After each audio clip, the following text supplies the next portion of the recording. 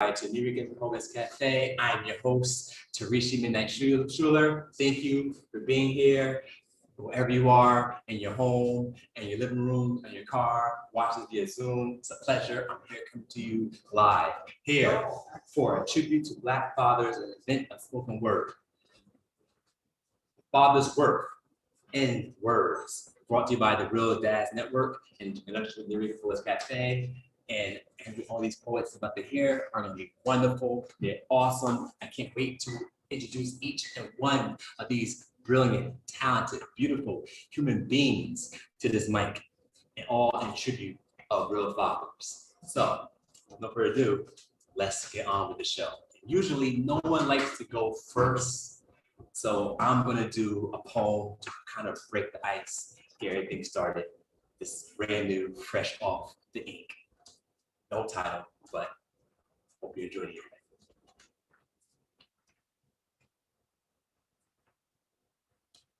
The last time I'd seen my father, I was 17. It makes perfect sense for his absence since he wasn't around or much of a father figure. He could have been 6 feet deep or socially distancing. Either way, he was out of my reach. The only way I learned anything from him was by his touch, the way he touched my mom. Wasn't there much to teach me anything, but indirectly I learned how not to touch a woman in any way that looks like abuse. And I was used to that, the way he used to talk to my mom with the back of his hand, or a choke, or a fist, or a punch to the gut, treated every woman like, give me your lunch money. Didn't leave behind a trail of breadcrumbs for the young to follow. That just leads to unanswered questions. If my mother and woman are considered the earth, then where is my father, the farmer that planted the seeds to start my birth? To this day, I can proudly say, I am not an abuser. I leave no offspring behind to become a raisin in the sun. However, all of my attempts to be nothing like my older doppelganger, my father, became futile. Whenever or however, while I'm over here thinking I am a better human being than he was because I am not a deadbeat, I realized I never skipped a beat to play dead. When it came time for me to leave a relationship, the situation became too much to handle. I dropped everything. I thought I was supposed to be everything to my father, the women that loved me. They thought to me as I was their everything. I became their everything. Everything became all about me. I focused on my emotional survival. Leaving is easy. Staying is hard. I choose the path of my father, followed in his footsteps. Still thinking I am a better man than him because I am not a womanizer or a deadbeat, but here I am, walking the beat of these streets like the living dead. I am a vampire. I wonder why I love the night so much, hence the way I call my name, Midnight. It took me all the might to swallow my pride for me to realize I am my father in the mirror. Tomorrow will never change until you are able to acknowledge yesterday. So I decided to reach out to the man I spent 3 decades trying not to be, just to realize I have so many good things in common. We both have the same aspirations of being a bodybuilder. When I told him that I became one, he was elated and sad all in the same breath, mad at himself because he wasn't there to spot me in the gym of life. As I got my pro card, this conversation for both of us was hard. I tell my friends, lifting weights is easy. Eating is hard. Swallowing your pride is worse than dry scooping, hoping it goes down quickly, but it doesn't. These conversations made me realize the importance of having a father in your life. There are certain things you will learn from him, or you will be forced to learn them from the miseducation of these streets. I wonder, is this why or what they mean when they say he's a chip off the old block? Whether it's the concrete of your pops or the stone of the streets, this stone is your foundation, your square, your 4 corners. Here is where you stand and learn the things of being a man. I understand how imperative it is to have a father or someone that is willing to show you or show the young boys the proper passage into manhood. I can easily admit I have a lot to unlearn. I have a lot to learn at the same time. The journey into changing tomorrow begins with getting over yesterday, and hopefully one day I can say those 3 magic words out of my mouth. Happy Father's Day. Yeah! You can make some noise, you can make some noise, you can make some noise. make some noise, so everyone out there in the world can hear us. Yes, that's what we're gonna do. So we're here to write and show tribute to fathers in our words. Again, this is a Father's Worth and Words, a tribute to Black fathers, an event, a spoken word brought to you by the Real Dads Network here at the New Rican Poets Cafe. So I have nothing else to say but to bring to you the first poet, the mic. He goes by the name of Hayden Greene.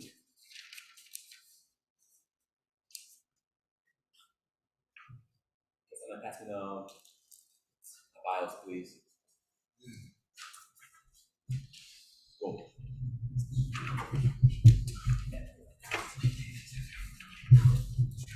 Hayden M. Greene, also known by his stage name, the Blue Lion, is a veteran of the New Rican stage. His poetry is known for its ironic nature and social commentary. This Brooklyn native voice can be heard on a weekly podcast, occasionally on CBS features, art presenting photography workshops. Hayden is also the director of the Multicultural Affairs at Manhattan College. So, with no further ado, put your hands together out there. I want you to show me your finger like that. I can't say it. Clap over here. Clap. Make some noise. And we bring up Hayden Greene, the Blue Lion. You know what the funny thing about that bio is that is the plight of a dad. My kids don't care about any of that stuff. The kids don't care about not one bit. What they do care about is whether or not daddy's home to cook dinner. Okay.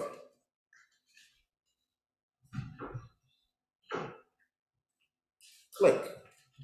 Stand still. Lens focused, eyes sharpened, trying to catch an image. Click. Stay still. A photograph, a picture, a moment captured in time. You with your mouth open, proclaiming your existence, your arrival into this world. Me with my camera, creamed, looking at you.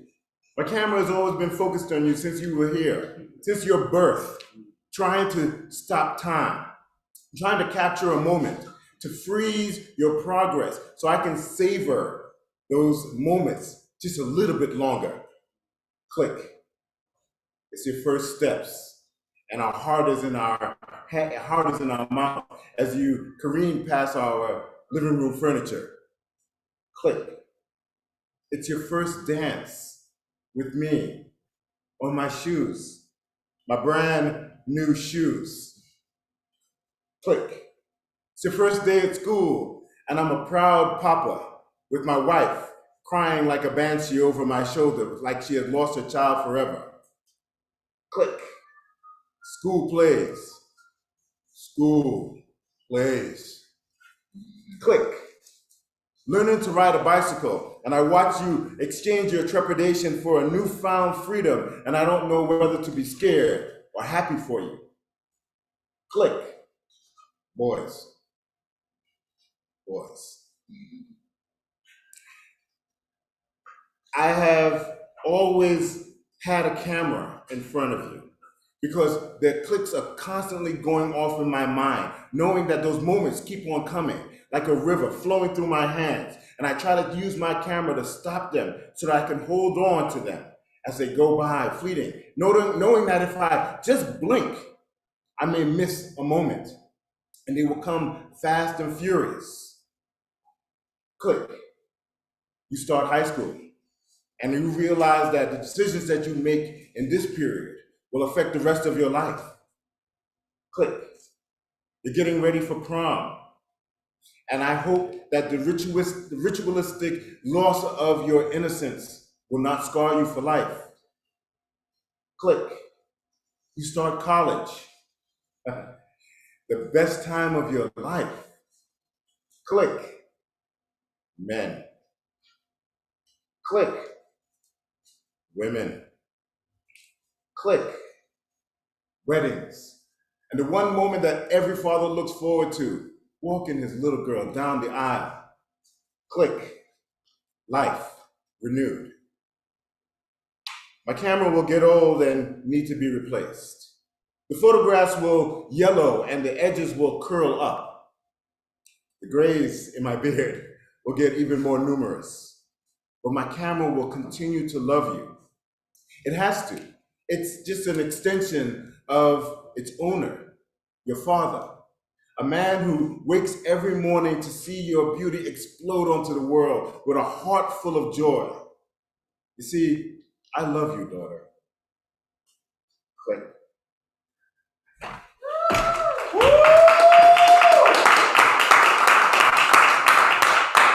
Keeping his clapping for Hayden, Greene, aka Blue Lion. That was dope. Thank you, bro. Thank you. I appreciate that. That's a much better poem than my camera poem. I have a camera poem that's like depressing, but that was definitely much better than mine. Huh? Thank you very much. So with no further ado, I hope you all are enjoying this. And if you are enjoying this, go ahead, tell some of your friends at home, hey, here's a Zoom, check it out. It just started. We got some dope poets up here that's talking about and showing some honor and respect and tribute to Black fathers. So you know the Zoom, pass it to your friends, share it, and we all can get on in this live community. We'll fly you all the way in from where you are at onto IG land here and to Zoom right here at the New Reports Cafe. So, no further ado, coming up to the stage, another great performer. I happen to know this person personally. I had the opportunity to work side by side with him. He goes by the name of Paul McIntosh. He is definitely not afraid of the stage. He's definitely used to being on the mic and telling the stories of what's important, and definitely gonna give you a powerful message about fatherhood. He is definitely born in Augustus, Georgia. He is a Harlem native, educating students for over 25 years. He is definitely passionate about the students and the youth, and definitely education. So put your hands together, give a warm welcome applause for Mr. Paul McIntosh.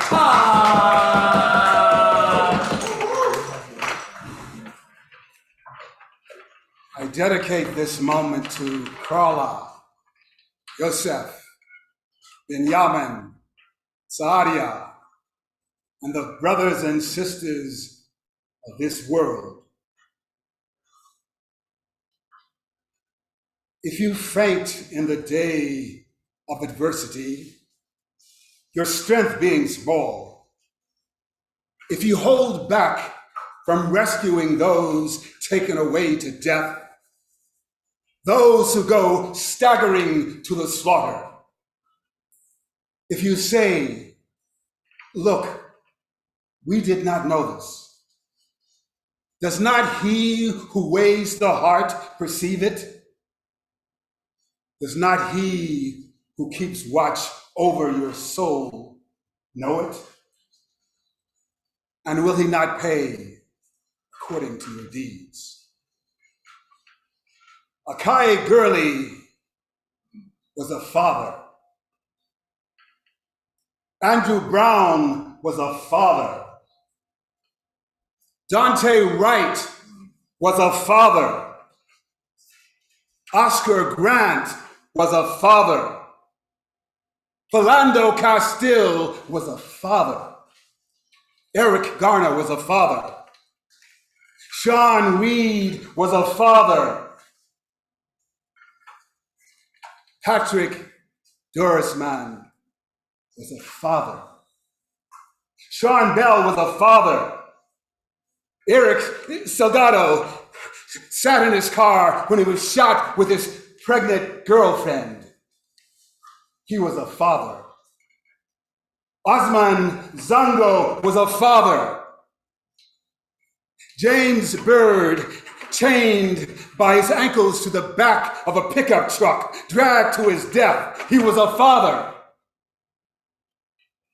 Henry Dumas was a father. How are we to speak of fathers and fatherhood on this Father's Day that is for the community of us? Just another day of mourning. I am thinking of fathers who never lived to be.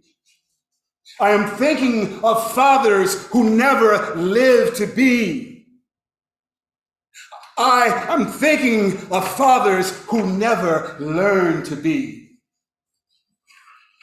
I am thinking of the many African diaspora-born men, or who they surely could have been. I am thinking of Laquan McDonald, 17 years old, shot 16 times in a Chicago street. He could have become a father. I am thinking of Anthony Lopez, 13 years old, like Tamir, just carrying a little toy gun. He could have grown up to become a father. Antoine Rose, 13 years old, killed in Pittsburgh, Pennsylvania. He could have become a father. Michael Brown, 18 years old. He could have become a father. E.J. Bradford, 21 years old. He could have become a father. Xavier Hill, 18 years old. He could have been a father. Tamir Rice, 12 years old. He could have grown up and become a father. Frederick Cox, 18 years old. He could have become a father. A.J. Crooms, 16 years old. He could have become a father. Dion Day, 18 years old. He could have become a father. Kwame Jones, 18 years old. He could have become a father. Devon Bailey, 19 years old. He could have become a father. Andres Guardado, 18 years old. He could have become a father. I am thinking of Ramarley Graham, 18 years old. He could have become a father. Quintanillo LaGrier, 19 years old. He could have become a father. Kendrick McDade, 19 years old. He could have become a father. I am thinking of Freddie Gray, 25 years old. He could have become a father. Amadou Diallo, 23 years old. He could have become a father. Anthony Baez, 29 years old. He could have become a father. Sean Mortoroso, 22 years old. He could have become a father. I am thinking of Elijah McCain, 23 years old. He could have become a father. Trayvon Martin, 17 years old. He could have grown up and become a father. Emmett Till, 14 years old, was lynched in Miami, Mississippi. He could have grown up and become a father. Because they are not alive to inhabit the sound of their names, murdered because of color and tribe, we call out to them on this day, in this hour, in this time of angry knowing. Oh, can't you feel them? Oh, can't you hear them? Oh, no, podemos conjurados. Oh, can't we conjure them? Afloat on the memory sea of lovers, loved ones, children they will never see. To gather words in celebration of fathers and fatherhood is to be in soulful joy. A libation to the spirit of the men who have loved us here, where our beautiful ones are yet being born. My father, born of a woman, Igbo, Akan, Fula, Fulani, Mandi, and a Carolina mother with women too. It's the color of cotton field earth. He worked sun up to sundown, long suffering, called nigger, always boy, never treated as a man. I am his essence in the world. To speak of fathers is to give thanks. It is for us to gather together in their names and the names of so many brethren, hermanos, brethren,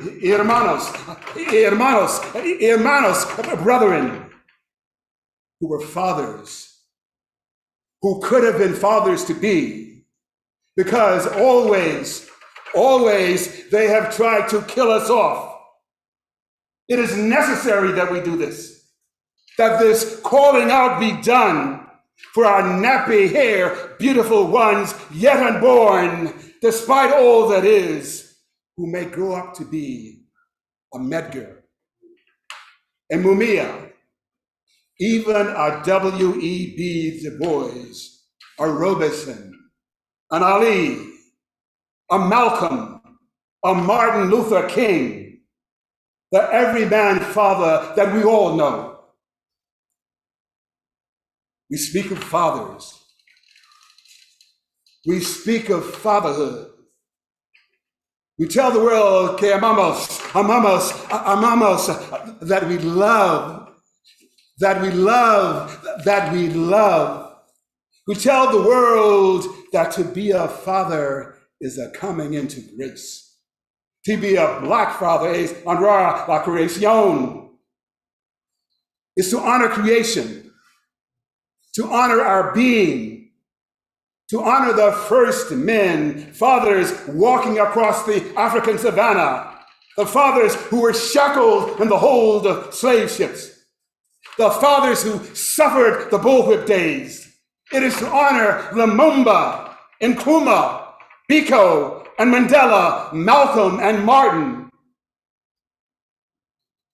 It is to honor, give thanks to the forlorn father standing on the corner of 127th and Lenox Avenue, standing on the corner in Alphabet City, and every El Barrio hood just trying to figure out how to make it through the night.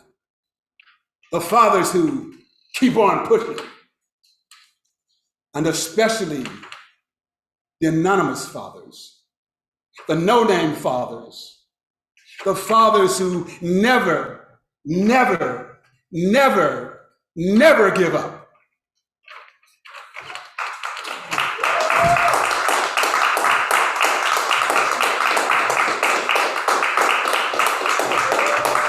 Give it up one more time for Paul McIntosh.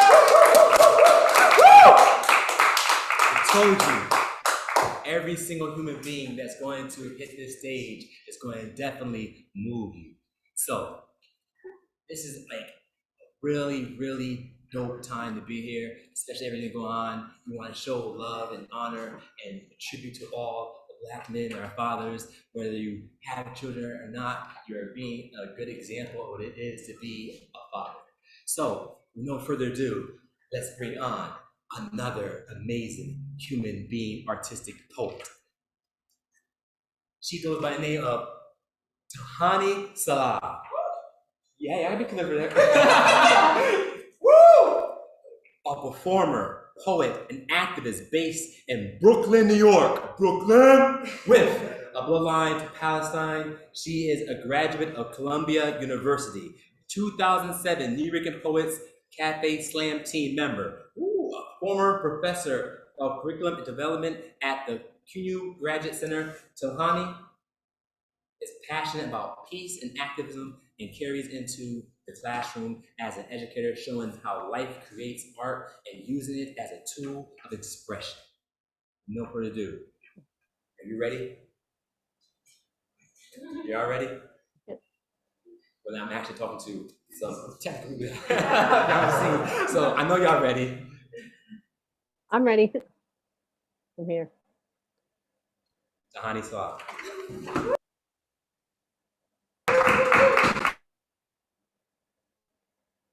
Hey everyone. Good evening.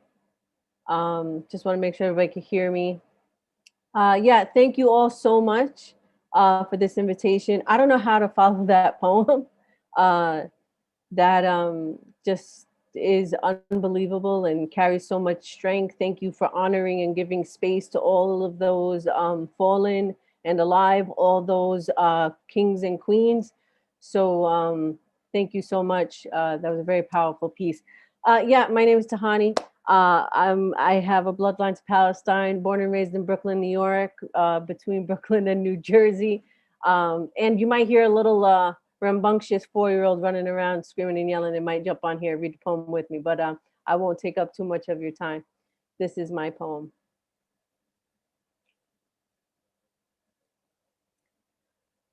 Drum Father.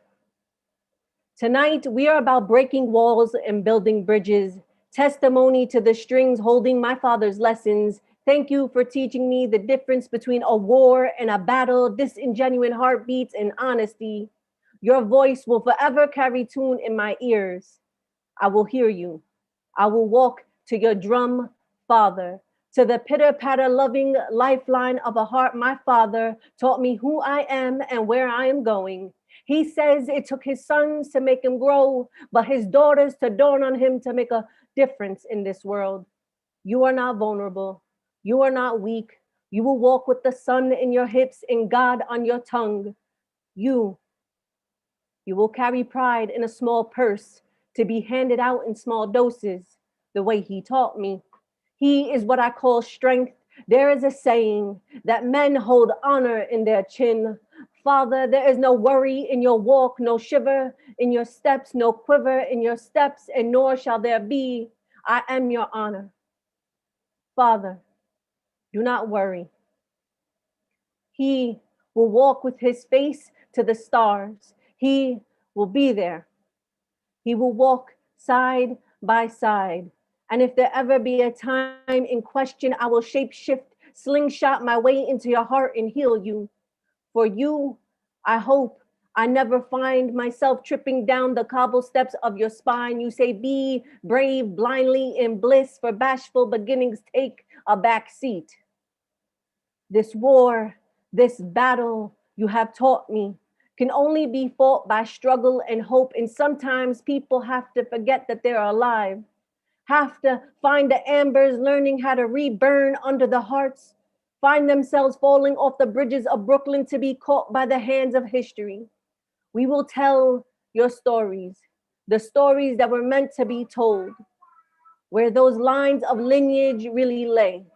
When a father tells stories to children, you will hear the collective heartbeat beating at 5 o'clock prayers. And Yaba, I am listening. Thank you so much.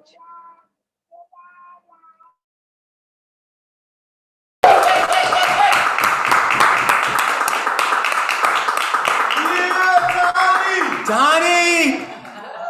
Technology is great. Yeah, absolutely. I hope y'all enjoy that. She was giving y'all her awesomeness all the way from where she was at. That's the possibility of technology and Zoom. Y'all can see it wherever you're at. Boom. Bar. I try. But anyway, I'm gonna stick to my day job and keep writing poems. Anyway. So I hope you're enjoying your time here. Go tell a friend, tell a family member. It's free. Forward the Zoom link and bring everybody in for a great time and celebration. With no further ado, we have another great, amazing human being. I know him too as well. He goes by the name of David Roberts, aka D Black. Make some noise! Is a Bronx native actor, writer, and poet who has graced venues such as the Apollo, NJ Pack, the African Burial Grounds, New York Poets Cafe, and Symphony Space. And he's done so much. We want to do to say so much, but he's a great human being. You're gonna love his energy, and his spirit is gonna just transmit through the Zoom waves. So put your hands together, make some noise from the other den. D Black!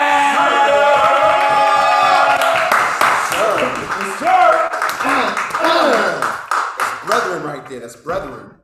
Peace out there in Zoom land. As stated, my name is David Roberts, actor, spoken word artist, and spoken word with the name D Black. And the name of this piece is simply entitled Fathers.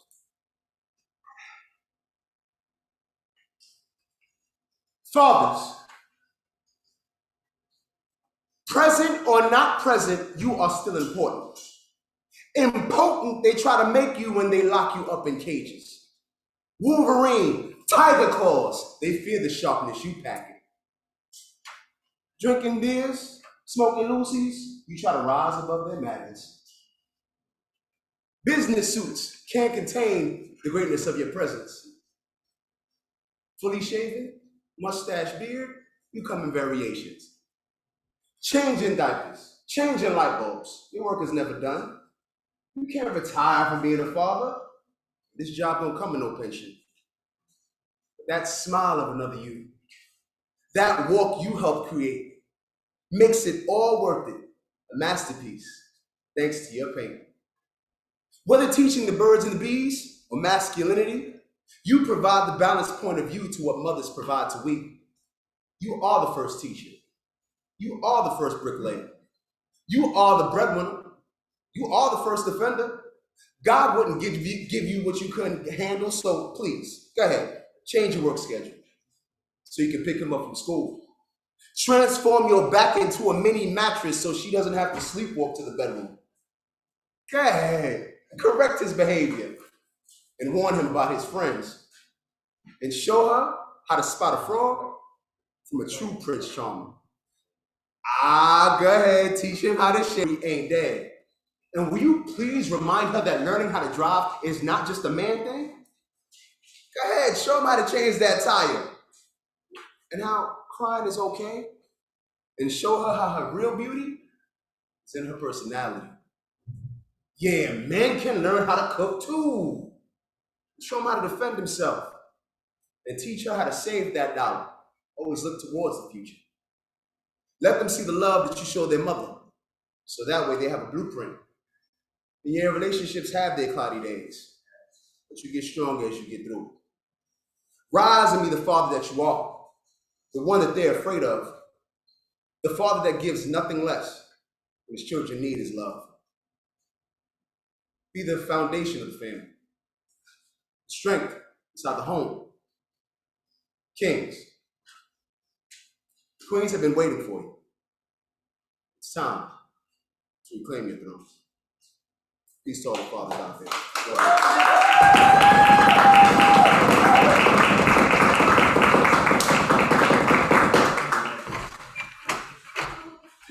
Get up one time for D Black. I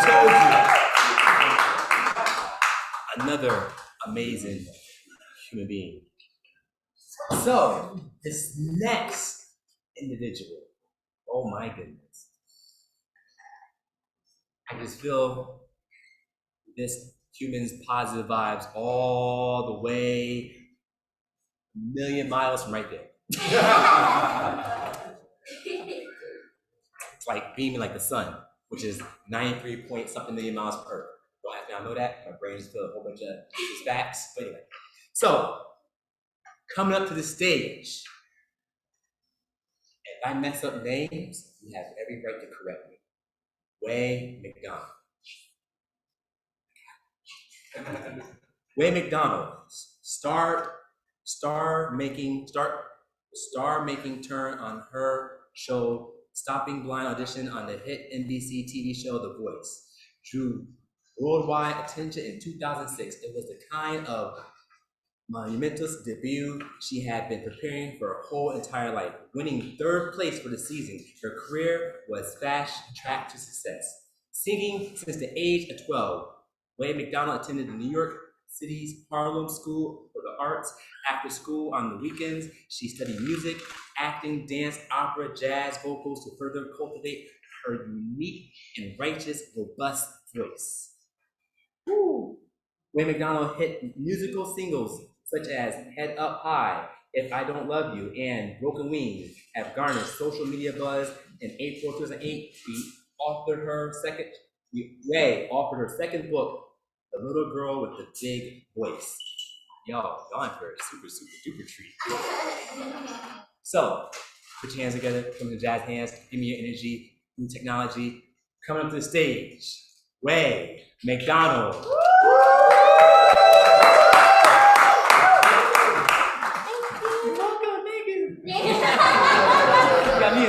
I know everybody hears my voice and they immediately, you're welcome. So this is actually my first poetry slam, and I wanted to say a poem. This is my first time I would ever be doing anything like this. So I hope you guys enjoy because, like I said earlier to Wordz, when in Rome, This poem is called The Odds. What are the odds? The odds for you and I are 1 in 400 trillion. Existing in its purity is a phenomenon, and on Earth, nonetheless. Are you not impressed? With yourself, I mean, how can you, right? How can I be impressed with the creation that I did not curate nor design? But you see, I am my father's child, a true daddy's girl, a daughter, 1 of 5, the youngest of the set, and 1 little guy. I think I heard someone's mind say, thank God, and that's okay, because whenever I look at my father, those are the exact words that come to my mind. I have mirrored my father since birth. I call myself a thief because I have literally stolen his face. However, I did not do it stealthily because I hear on his spitting image daily. And I pay each person who tells me that with a thank you each time, hoping that my balance never runs low.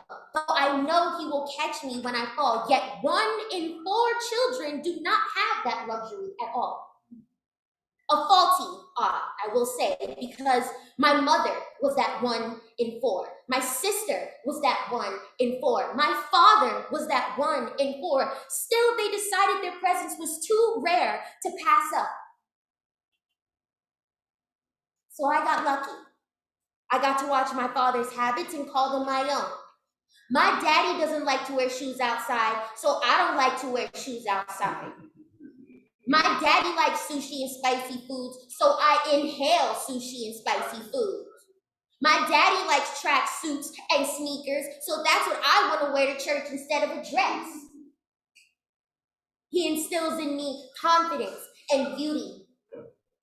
When the world tells me that my features are too strong and too brolic to be pretty, when I am told to be soft and pink, he tells me to raise hell and reminds me that I look just like him.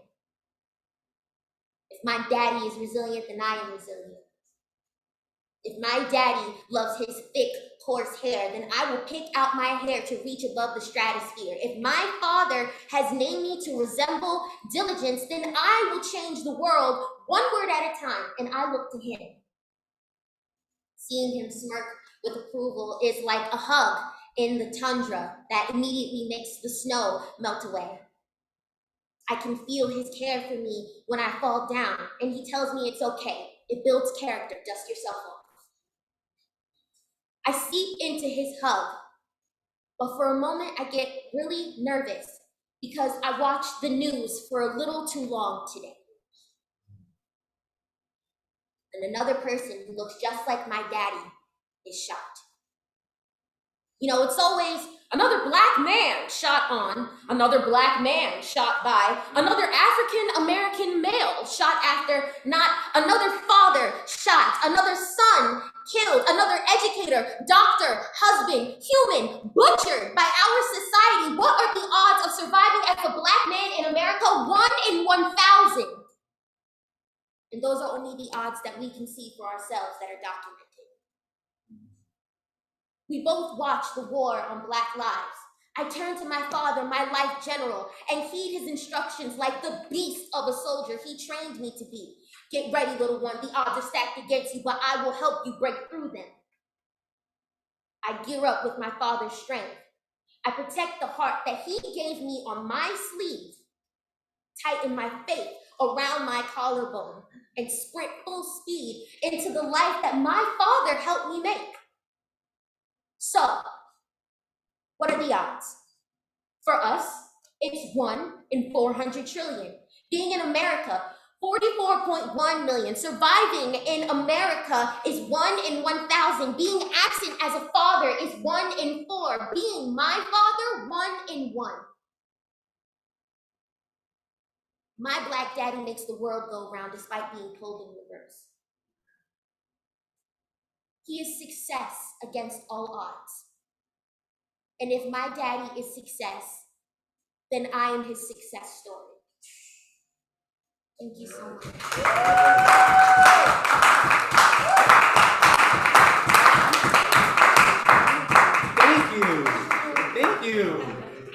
one for Wayne McDonald.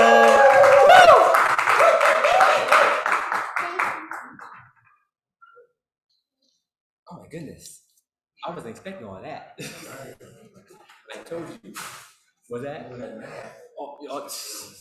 All that math I was getting out there, and she just like gave all the energy back. Oh my goodness. So I hope y'all are enjoying your time out there. Once again, for those that are tuning in, you're watching A Father's Worth in Words, a tribute to Black fathers and an evening in spoken word brought to you by the Real Dads Network here, live at New Weekend Poets Cafe. So, again, if you just tune in and you know some friends, send them the Zoom link, tell them to tune in now. It's not too late. There's a whole much more that's about to happen. So, no further ado. This next human, oh my goodness, legendary status. Like, y'all don't understand what you're about to witness. Oh my goodness. What happened? I just know it's gonna be dope. It's gonna be dope. Let me get right into the bio. Abiodun Oyewole. You got the phonetics.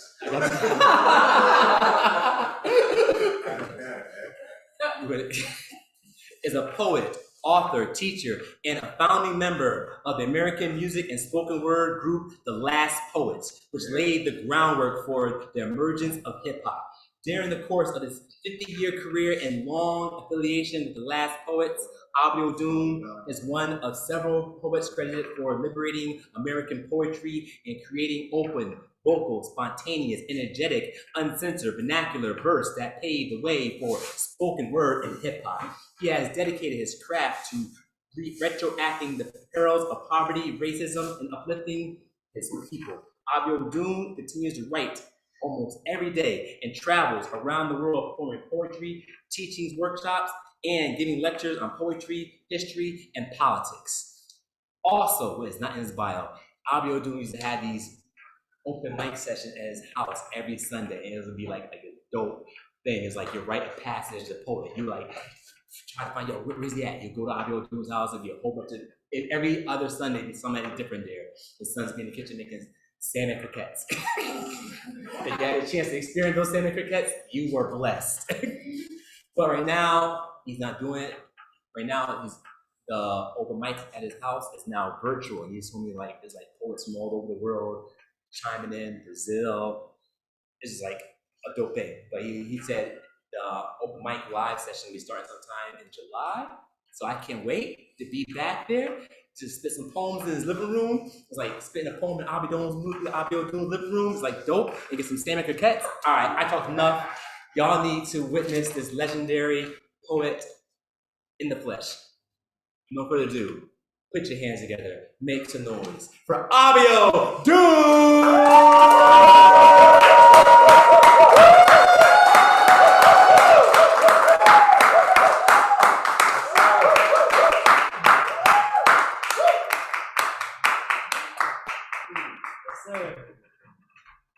You know, I've been enjoying what I've been hearing because it's necessary. And I really appreciate what Paul did because he mentioned the names of a lot of our brothers who could have been fathers. And I appreciate your poetry, John, and everybody else's. Whenever somebody starts talking about all the things I've done, I feel weird about that because I'm only doing my assignment. Everybody comes here with something to do. And I'm doing what I'm supposed to do.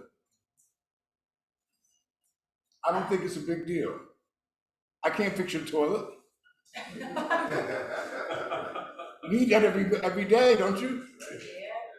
I mean, you can do without a poem from me. I can't build a cabinet in your kitchen. Everybody's got something that they got to do. What we have to decide is what it is that we're going to do. And do it. With passion, with love, with flavor. I write, and I teach, and I love to do that. I was listening, there was a brother named Eton Thomas, so we may know him. Plays basketball, and he's from Black Wall Street area. Could you give me a chair on this? That's right, I'll use this one. Okay, I'll use this.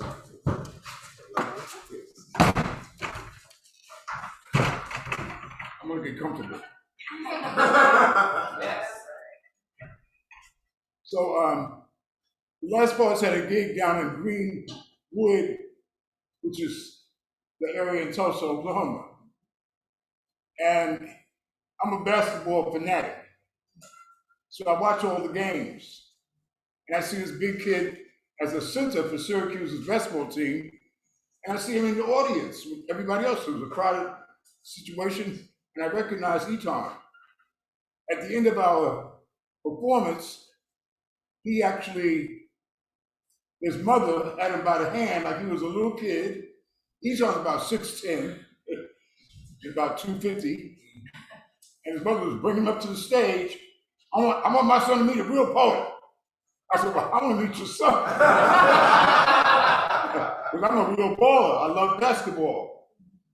Anyway, to say that, make a long story short, we became instant friends. And one of my proteges, one of the young ladies who I've actually worked, and I'm like her surrogate dad, her name is, some of you know her, her name is Jessica Care Moore. And Jessica was staying in my house, and she was telling me she wanted to start a publishing company. And I knew that Eton was a poet. He's not just a basketball player. He also writes poetry. So I turned them on each other. She published his first book. Now, Eton did something for me that I've never had done before. He did a book called Fatherhood, and you can get it in the stores. It's a very well done book. And he asked me would I write the poem in the middle for it to like about the Black father. So I said, sure, I'll be glad to. I wrote this poem called The Black Father. I started to read it. I brought it with me, but I said I'll do something different. And Eton gave me $4,000 for the poem. I've never gotten paid $4,000 for a poem. I mean, the last Poets album, we sold a lot of albums, we made a lot, but just to get an individual poem, now there is one poem now that I am getting about that much for because they keep on reprinting it.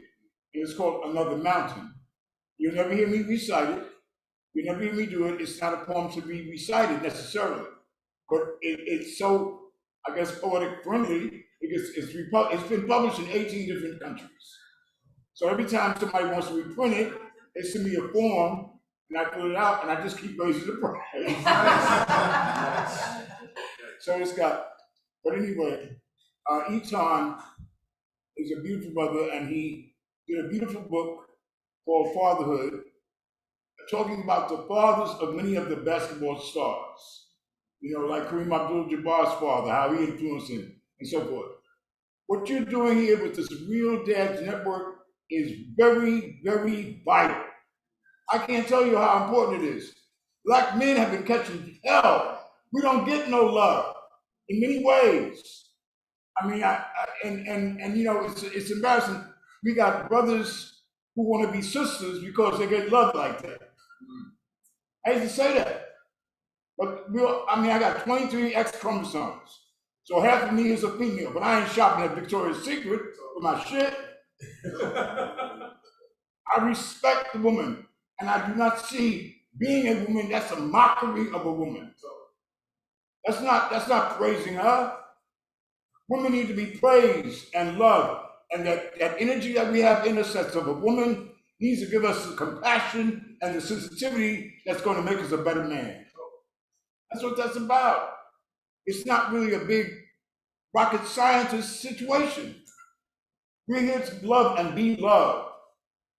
And love starts with the soul, and the soul was given birth by a woman. There's no doubt in my mind. I was thinking about what I wanted to say. I never know until I start talking. There were times when I knew that my father was right, even though I hated him. with all of my might.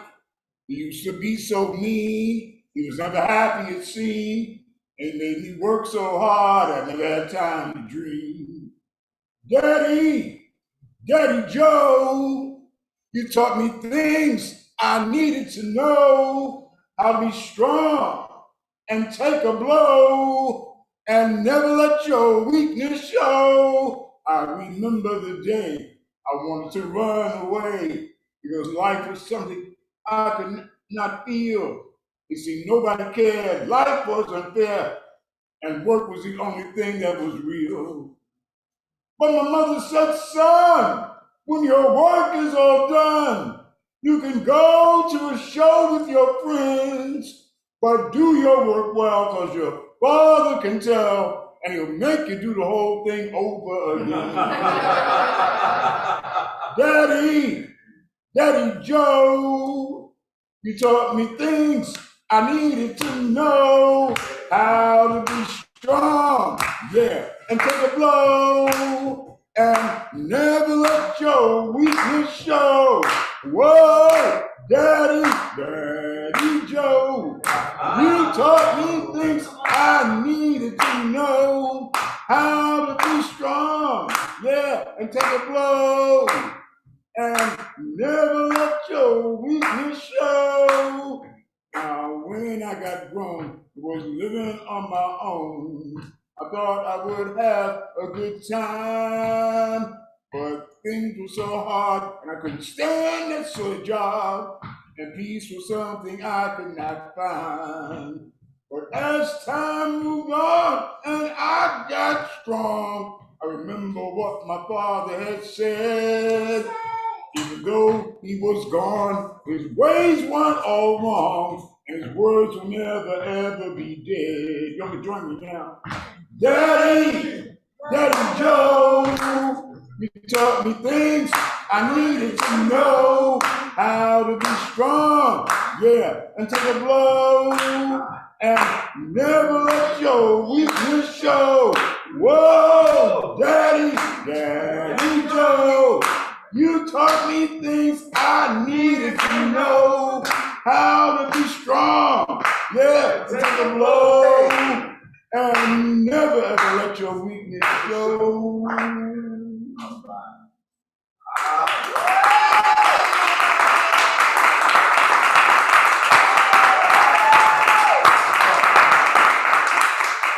I'd like to say that, we all have to pay respect always to our ancestors. Daddy Joe has long been gone. And the fact of the matter is that if my real father, my biological father, was to actually walk into this place right here and fell on the floor, all I could do is say, "Sir, help me get this man up, because I've never seen him." And I've worked in prisons, and I tell the brothers, you can't use that as an excuse. The ball is in your court, and you got to take charge of it. I had a man, and I just sang a song I wrote about that man, and he gave me a work ethic. He was a hard motherfucker, I'll be honest. It was no joke. My mother gave me love. I got the best of both worlds.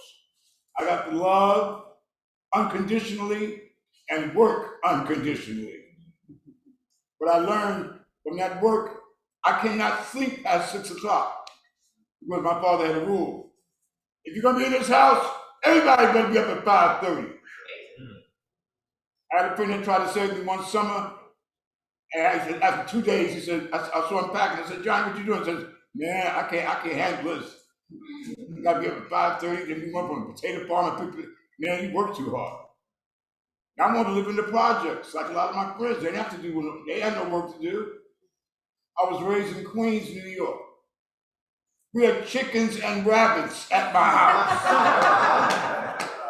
We had a little mini farm. I can grow collard greens, y'all, and tomato, and corn, and peppers.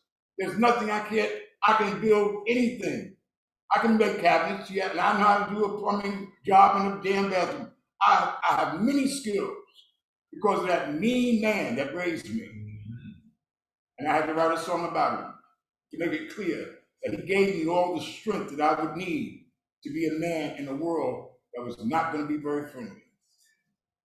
And then just know that there's some brothers like y'all and sisters like y'all who are part of a real dad network. I have nothing but praise to just shower you with because this is so important. There's so many brothers who have no clue as to their value. They don't know their worth, and nobody's really telling them. A lot of times people will actually shun them because they just might not look the way that they would like for them to look. A lot of brothers go through a lot of hell over time. I've been blessed over time. I have not received any nasty hell at my door. I get blessings. Heaven is around me. And I got angels all over the place. Like the brother mentioned, I do this open house every Sunday. So many of y'all have been here. Kayo's been here. D Black has been here. You've been here. A whole bunch of folks have been here. And I get up early on Sunday and make salmon croquettes, goddammit. Because if you have black folks at your house, you better have some food. My mother, she said, son, one day my mother tried to take me to, I was trying to take my mother to a Mother's Day lunch. So I went to Copeland's. Of course, you know, everybody's mama was there. You couldn't see on that line. We're going to Sylvia's, same thing. And my mother said, don't you make some salmon croquettes for your company on Sunday? I said, yes. She said, well, what we doing going to the restaurant? Why don't we just go to your house and eat some of the croquettes? I said, well, I mean, okay. So I gave her some croquettes, said, wrap up a couple so I can take home with me. So let me tell you something else, son. You think people coming to your house for poetry. They come to eat you. Okay. So now, I don't know if you get them free when you go to the supermarket. I said, Mommy, I'm not getting nothing free. So well, I'm gonna tell you right now, you better put a plate out there in the middle of the floor, something, have them donate, because you ain't getting this. This is money you're gonna spend money and cook food for these folks to come here and eat your food, and you're gonna give them some advice about poetry. And you think that's all right? I said, well, that's what I do. She said, my Lord. She said, that's why I pray for you. I said, well, please continue to pray. I don't want to take up any more time, but I just wanted to just share a little piece of my life with you because when I was told that this honor was going to be bestowed upon me, I have to be very honest and straightforward. I have a very bad time accepting honors because I feel like just knowing the people I've known in my life is an honor enough.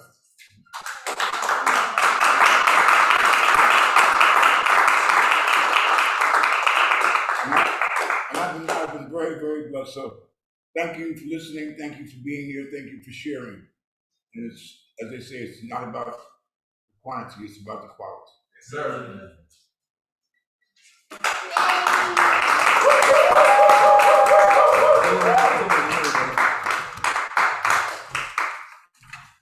We'd like to call to the stage Derek Phillips, the CEO and founder of Real Dads Network. Come right here. Man, thank you, man. It is just an honor. I had so many honors, and today I had the pleasure. Well, yesterday I had the pleasure. I got a call from Kayo. Kayo said, "There's no one to pick up Abiodun."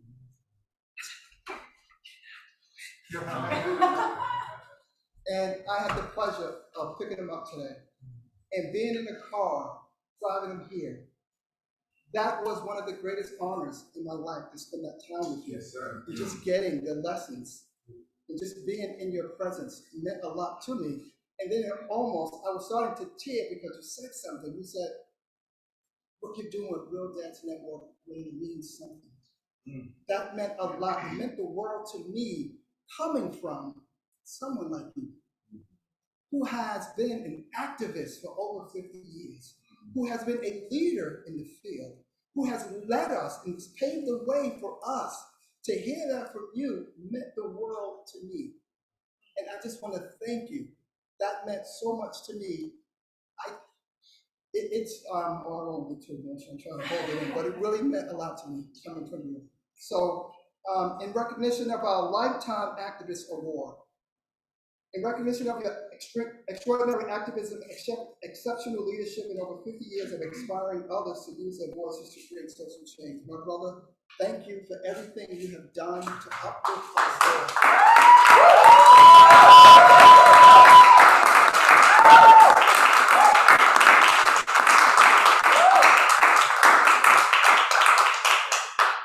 Thank you, Joe. Thank you very much. Thank you so much. You know, as I said before, I don't do this very well.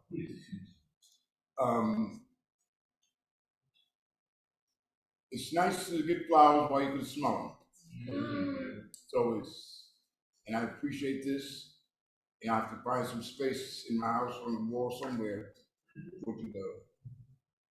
And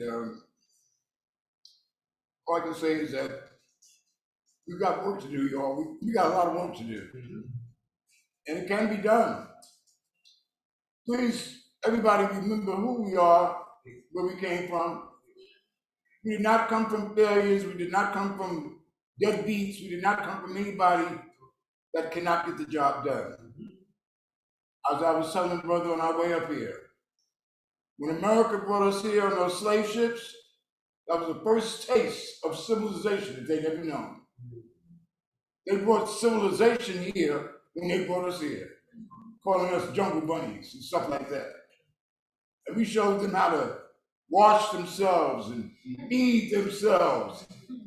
I mean, and they tell on themselves all the time. Why would you bring your baby out to the shack to give to my lady to put her breast in your baby's mouth? Unless you knew that there was something that these folks had that you didn't have. And you had to get some of that. How you gonna tell me one of your greatest movies is Gone with the Wind, and you got a sister there named, they call her Mammy. Mammy translates to mother, and Hattie McDonald won the Nobel Prize because she was truly the mother telling everybody what to do and how to do it. They always tell themselves. Like I was telling brother on the way up here, I had a chance to talk with Dane Lehman personally when I was going to school at Shaw University. And I was talking to her about her trying to get the black folks to vote down here in Mississippi and how hard it must have been for her to be a safe house for those freedom riders who were trying to help that effort.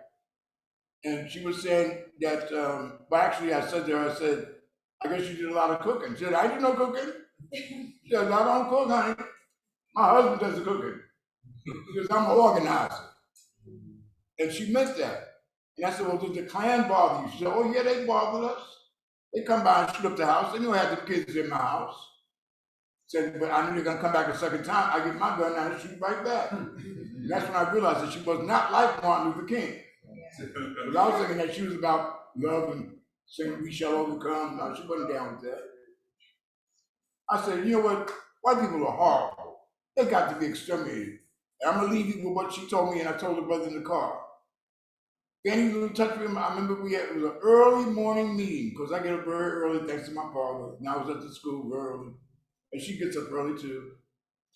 And we're having this conversation. And I said, you know, white folks have to be exterminated. They just don't know how to act. She said, son. And she said, they're just children. They brought us here to raise them.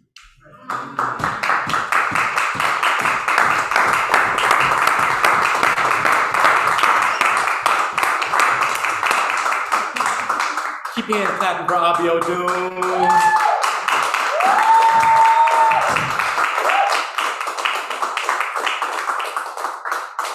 And if you happen to go to his house on Sunday, make sure you get some of his poetry lessons and not just to stand up for cats. I did bring some products.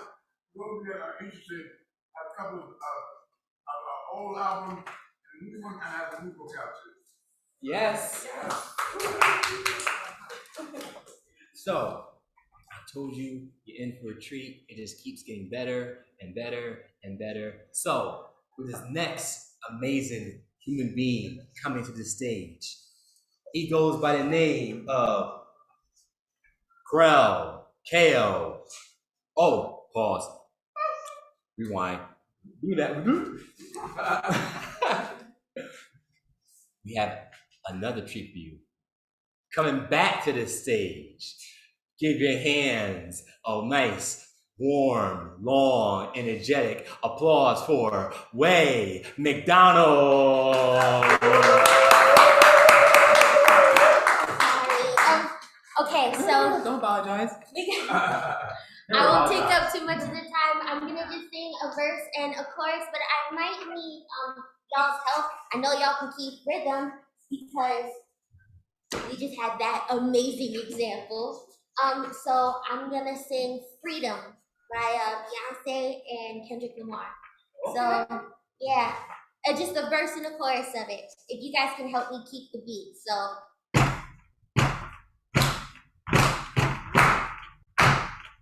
Yeah. Yeah. Trying to rain on the thunder. Tell the storm I'm new.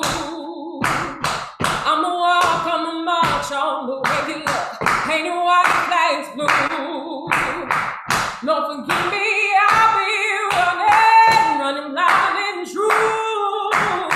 I'm a rain on this bitter love. Tell the sweet I'm new.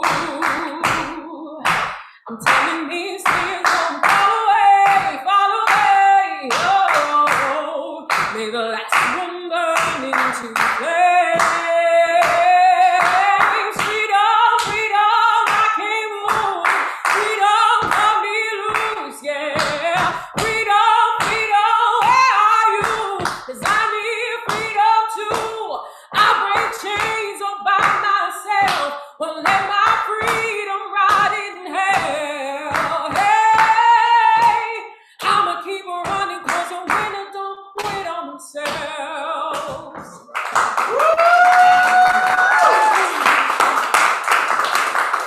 Let's talk about it. That's one thing I wish I was able to do is sing. I'm not gonna sing. Get my lane. You don't want to hear me sing. Trust me. I heard that. I know who said that. I'm gonna get retribution. But back to the show. Coming up to the stage, another wonderful, talented human being. He goes by the name of Kayo Charles. He is a native of Brooklyn, New York, right? Brooklyn, born and raised in BK. He didn't give me no bio because I know him personally. I'm putting it out there.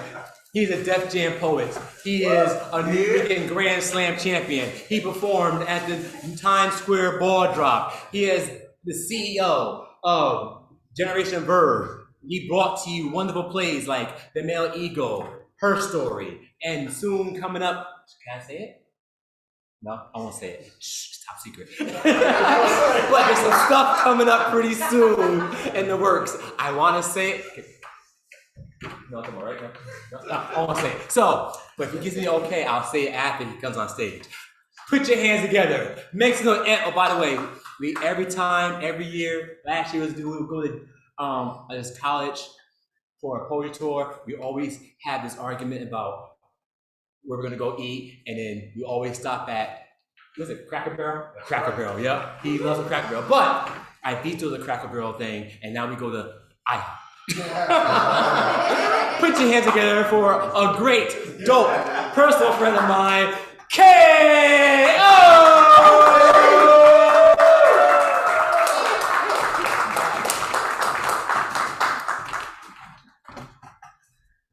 How's everybody doing? All right, so I'm gonna do a poem called Monsters. And it's basically,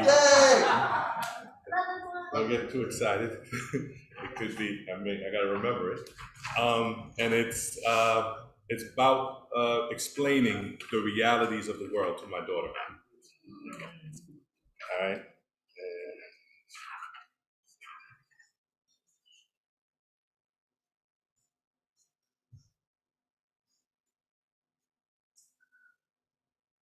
Daddy, the tooth fairy gave me $5, Daddy. Daddy, can I take a picture with Santa Claus, Daddy? Daddy, there's a monster in the dark, Daddy. Tell me more about Black history, Daddy.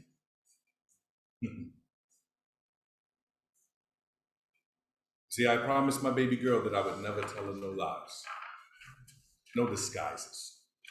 Never will I pull the wool over her eyes, no surprises. Straight up, brutal, honest truth, please be advised that life isn't always merry and not filled with cherry pies. So, at my parental discretion, I proceeded to answer her questions, giving her lessons were blessings that she needed and heeded way before her adolescence. So, baby girl, you will learn through your experiences and the emotions that you feel. Through life's myth and mysteriousness, there are things that will appear but are not real. For in America, they will feed you such edible words, fairy tales from here to heaven, all kinds of credible absurds that will turn such myths to legend. And if you're not meticulous, you'll be believing in such ridiculous things like apes who can talk and fish who can walk and ponies that fly without wings. Ponies that fly without wings, Daddy? Seriously? So silly be that anomaly, baby, but Daddy's not trying to be funny. And since we're here, the tooth fairy is mommy, baby. We don't trade cash for teeth, honey. But due to this economy, baby, make sure you hold on to that money. And I'm gonna tell you this calmly, baby. There isn't an Easter bunny. If you would have seen the look on her face, the horror, the surprise, but I promised my baby girl that I would never tell her no lies. So with extreme trepidation, hesitation, and pause, I answered her question when she asked, but what about Santa Claus?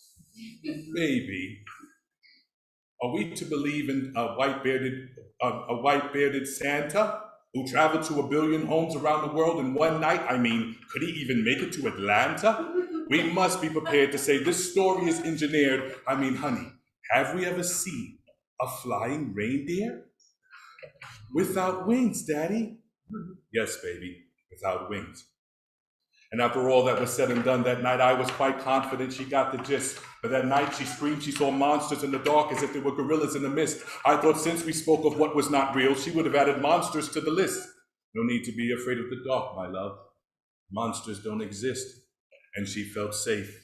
And life goes on with more questions for her to ask and more lessons for her to learn, more concepts for her to grasp and more trust for me to earn. So we moved on from fairy tales, imaginative beings of mystery, moved on to what was real. And in school, they were talking about Black history. Excited was my flow, for at her age, I didn't know that they taught this. So I told her about the 4 M's of Black history: Medgar, Malcolm, Martin, and Marcus. I continued on with Fannie Lou Hamer, Shirley Chisholm, and great old Harriet T. For she needed to know the greatness of Black women that she will future be. I continued on with Maya Angelou, and let me tell you, she was fascinated. Then came the hard questions. Daddy, how come Medgar, Malcolm, and Martin was assassinated? She knows what assassinated means. There comes a time a child's mentality no longer thrives on being cute. They come face to face with an undoubted fallacy, for they cannot find the proof. No more fairy tales, false fantasies threaded within our youth, for there is a harsh reality that's embedded within the truth. You see, how do I tell my baby girl that sometimes there are more guns than roses? How do I tell her about evil forces with burning crosses and water hoses? I want to tell her about her ancestors that refused to kneel on stubborn knees. But how do I tell her of roots and strange fruit that hung from southern trees? It is the evil. It is the evil that men do that has me thinking like this. Because now I have to tell my baby girl that yes, monsters do exist. How do I tell her? How do I tell her that they exist more than just in the corners of our minds, based on society's fears, and they vary within the times? How do I tell her that they exist, not in fairy tales, but in the realness of the night, within a socio-political construct that peaks at racial anger's plight? They exist as an abomination through the echoes of eternity, through the smuggling of slaves, through a swastika Germany. They exist within places where racism stays systemic still, in the broken noses of Kemet to the broken bones of Emmett Till. They exist in present day. On a southern night you may see the most, under the sheets of the KKK. Some say they look like ghosts. Honey, forget about flying ponies, huge reindeers, or even unicorns. There could be a monster out that door with a badge, a gun, and a blue uniform. And those monsters exist in a world where conspicuous has to be me. Where stop and frisk, we got sick of this like syphilis in Tuskegee. Those monsters, those creations, when at night you see their dark side, they reek of segregation, for they dwell in the bowels of apartheid. Our grandparents used to make us nervous as they warned us through urges. Don't go out late at night, for the monster's head emerges. Stay inside, run and hide for the life you cannot purchase. This is a place where brothers die when white women clutch their purses. I am a lion, and in the land of the eagle they conduct illegal searches. No telling where, no telling how the monster will resurface. How do I tell my of-age daughter, beware of where the monster surges? Don't wear a hoodie in Sanford, Florida, or dwell in South Carolina churches. Don't drive a car in Wheeler County, Texas, for what they do to black women you wouldn't believe. And if you see a monster in Staten Island or Minnesota, you won't be able to breathe. How do I tell them all of this in a land that's supposed to be more stable, where monsters are supposed to be trapped within fairy tales and fables, ambitiously fictitious like Anne of Green Gables, not spoken of in newspapers or on dinner tables? How do we tell our sons and daughters? It must take some kind of art. How do we explain the insane without tearing their world apart? Well, I looked my daughter straight in the eyes, and I told her straight from the heart, yes, my love, monsters do exist, but they're the ones afraid of the dark.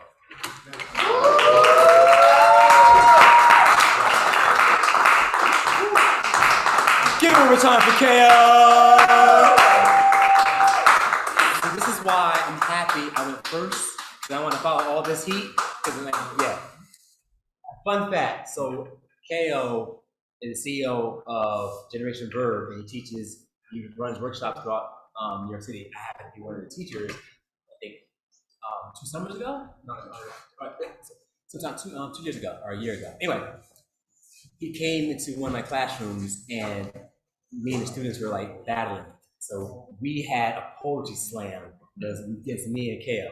He only won because the students already heard my stuff before. So, if you're just now tuning in, it's not too late. Share the Zoom link with your friends. Fly them all the way across the world into their computer screen. It's gonna be dope. So, coming up next to the stage, another dope, amazing human being. She goes by the name of Ramana. Woo! Yeah! We made some noise for her. Her story. Her story! We need a little sign for her story. We'll figure it out in there. Ramana is an author, educator, poet, songwriter, and lover of people. Yes, she is. She received her bachelor through NY Knicks Poetry Slam at St. John's University. Ramya is currently at the New School receiving her MFA. Ramya plans to release a collection of poems upon graduation. Ramya is such a wonderful person. When you first meet her, she has like this quiet voice, but once you know her, yeah, she gets loud and starts talking. She's a wonderful person. I'm glad I know her personally. You ready? Yes. Are you ready? Put your hands together. Make some noise for Ramya!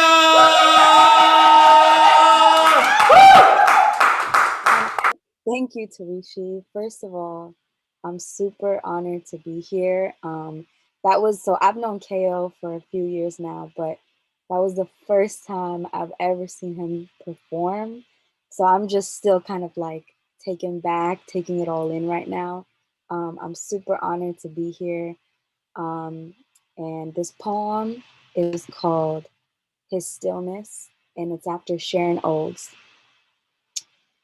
They say the best teachers are those who show you where to look, but don't tell you what to see. My father was a pillar of prayer, made his closet a sanctuary, a space for his knees to sink deep into the carpet. Every morning at 6 a.m., you could hear his groans like incense to heaven, prayers that would shift and sustain a household. My father taught me that stillness is the loudest way to operate, to remember that whether mountaintops or valleys, You are both a masterpiece and also but a wind in the air that is here today and gone tomorrow.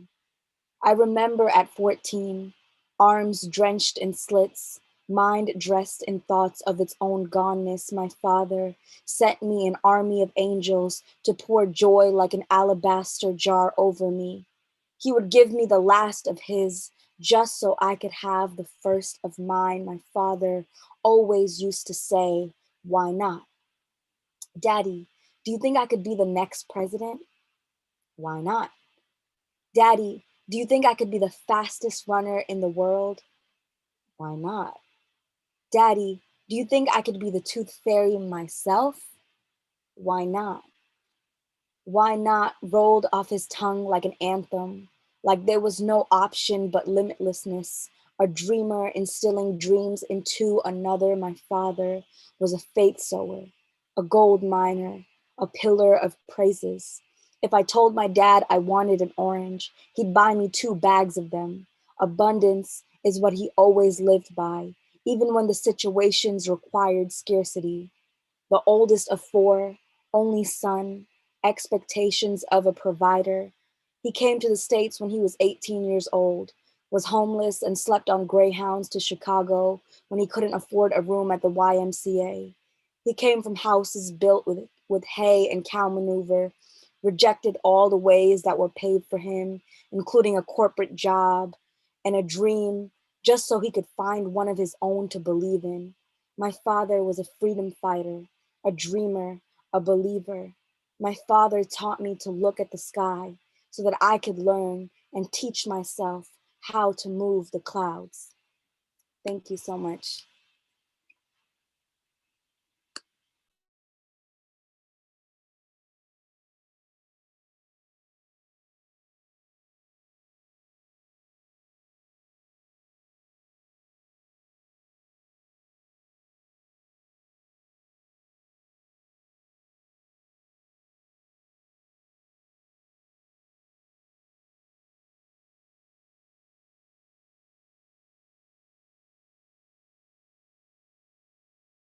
We're back. We're back. Give it over time for Ramya and Ramana.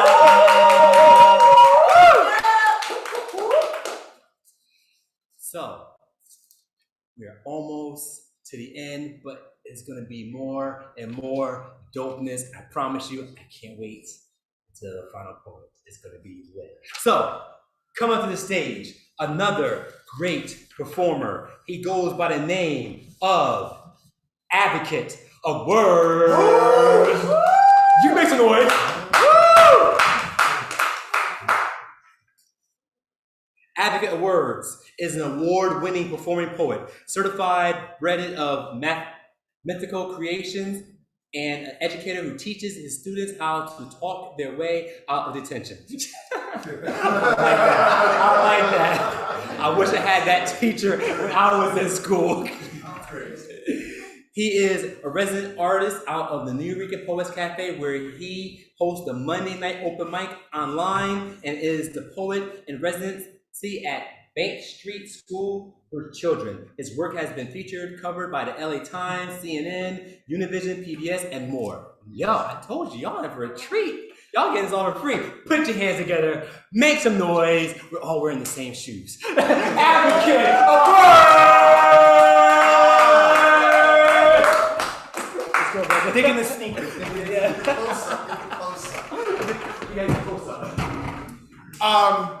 Which camera am I? The white one or this right here? Oh, okay, gotcha. Thank you. So, shout out to the Real Dads Network. Thank you for having me. Hope y'all check it out, realdadsnetwork.org. Also on Instagram, Real Dads Network. Also want to shout out the cafe, my home. Check it out, nuyorican.org. Yeah, and after you check that out, hopefully after my poem, you may want to check me out, Advocate of Wordz. Wordz is spelled with a Z because, you know, poetic license from the Bronx, what? I turn acorns into bombs and play wingman at the barber. Make a motorbike out of bus seats and fly to lands that man don't bother. Slip down slides too narrow for a 6'1" body, just for the smiles I barter, all in the day's work of me hoping to become a better father. I got a billion yeses in reserve for when my son asks, "Want to play with me?" I might let him curse on the low, but he will say please and thank you graciously. Like his pops, he tends to talk a lot, and he'll force you to learn how to listen patiently. But don't be alarmed if you see us walking down the street shooting imaginary laser beams. Pachoom, pachoom, pachoom. We like to do that. Every toy in the store that greets his eyes, I promise he's requesting. And I keep saying no, until he starts asking the right type of questions.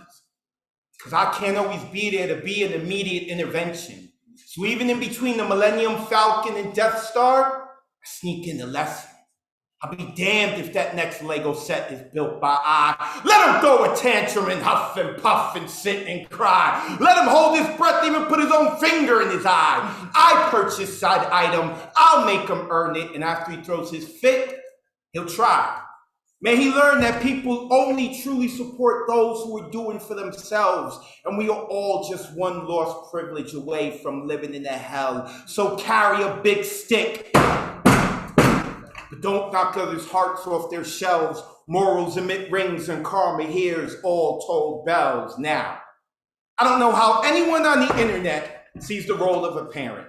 The end-all, be-all of raising a kid is not what I'm declaring. By no means am I some super dad who's ethereal seafaring. I just felt like the need for more sincere love poems was apparent.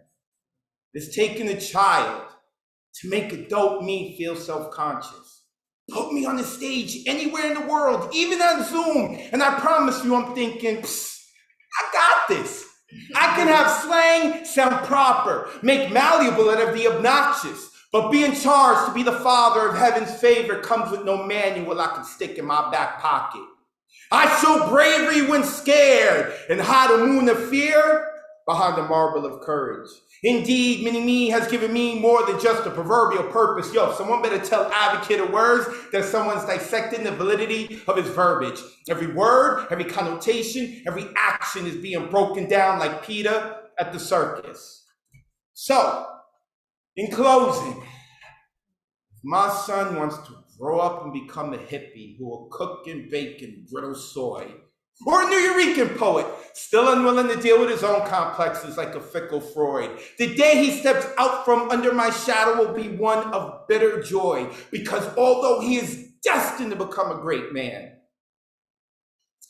he will always be my little boy. Thank you.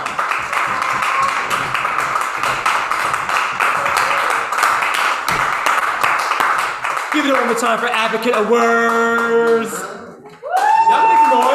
Yeah. It's all about the shoes.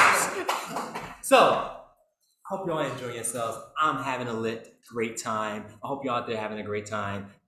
And I can't wait.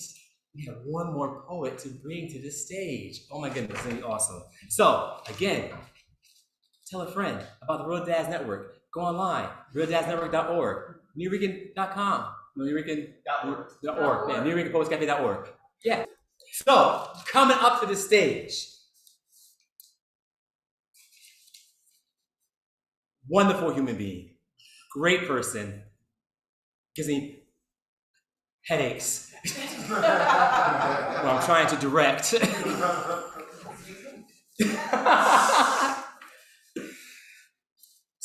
No other than the wonderful and talented Suzen. Baraka is a lawyer, an Emmy Award-nominated poet, writer, actor, and activist who has performed live for over 17 years. Most recently, she wrote and starred and released Vote, originally commissioned by Poetic Power People, directed by Jami Ramran. Thank you. And published by Kevin Powell's literary anthology, 2020, the year that changed America. Further, she has appeared in Let Be America. No, Let America Be. Suzen did not write this in her bio, but she is also a two-time Big Mouth Bout champ. I wonder who did she beat to get that two-time Big Mouth Bout champ? But can she do it again for a third time? Will Kayo set it up? I wonder who would she go against. But Put some noise, some hands, this wonderful, beautiful, talented human being, Suzen Baraka!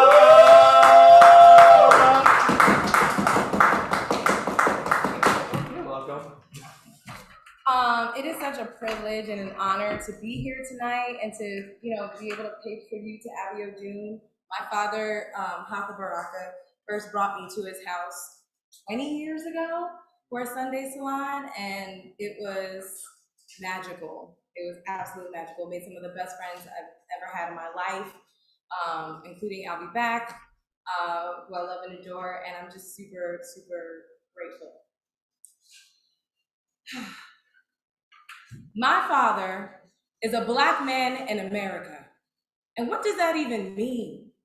To be a Black man in America and a father? To be a Black man in a country that hates Black bodies? To be a Black man in a country that was built on the back of Black bodies? To be an American and proud of the country your ancestors built? To be an American and ashamed of the country your ancestors built? My father is a Black man in America, and what does that even mean? To be a man in a country that stunts your growth, Oscar, Ahmad, Trevon, Tamir. That stunts your growth, Tulsa, Wilmington, Rosewood, here. That stunts your growth, anxiety, depression, addiction, fear. My father is a Black man in America, and what does that even mean?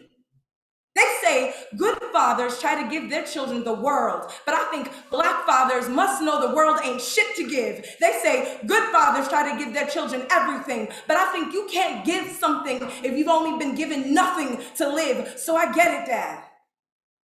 I get why you loved me the way you did. The whole time I was comparing you to white dads and Uncle Phil dads and Cosby dads as a kid, I didn't realize that when you went from Black militant freedom fighter to postal worker to East Jersey State Prison corrections officer, that you were trading your future for mine. That you didn't have a daddy. So all you knew was to get us out of Newark and keep a belt to our behinds. I didn't realize that you were playing psychological twister with your values so mine would never have to bend. And I didn't understand that you just being there in the way that you could was you fighting to put this absentee father loop to an end. I was born Susan Shack before my father named me Baraka. I was a small, run-down building used as a shelter to live somewhere not nice. A slave name that was probably no more than a game of I Spy. Baraka means blessing, a spiritual force from God. It was also the nickname he was given by the brothers in Newark when he himself was a child growing up in the Newark wild. And I am my father's smile. The folds in his forehead in more ways than one. The black on his skin and the bullet in his gun. I am the last poets and Dick Gregory, Aunt Karimu and Uncle Belozi, poetry, crossroads, travel, and books, the eloquence in his speech and the stank in his looks. My father is a Black man in America, and what does that even mean? That I am my father 2.0, and I'm exactly who he raised me to be. I'm a badass Black woman with her law degree, a real estate license, her own house, spitting poems, teaching, traveling the world, creating for art, and fighting white supremacy. My father has razor blades for tongue. My father is my grandmother's innermost prayers with outermost thoughts. My father is a dream deferred and realized through me. My father is Clint Smith's cognitive dissonance marathon and a Black Lives Matter movement wrapped in his daughter's footsteps and drowned in a Long Island iced tea. My father ain't perfect. Nobody's is. But I love my Black daddy. I am his reflection. So when I look in the mirror, I see all that he sacrificed so that I could live.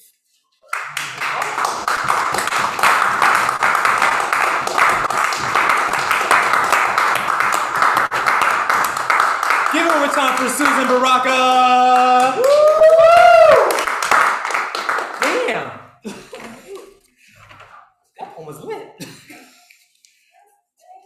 Oh my goodness. Thank you all for joining us for this celebration. It was awesome. I am so happy that you'll be able to be here. I'm so happy to be the host.